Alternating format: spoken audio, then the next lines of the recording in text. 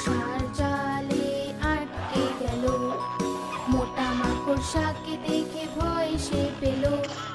দ্বিতীয় একটা হাতিকে সে ডেকে নিল, এদিকে আয়, এদিকে আয়, এদিকে আয়।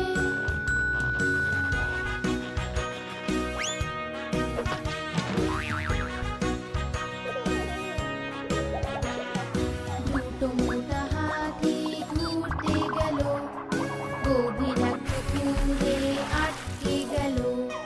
ছোট ছোট হাঁসগুলো হাসতে লাগলো। তৃতীয় হাতিকে সে ডেকে নিল, এদিকে আয়, এদিকে আয়,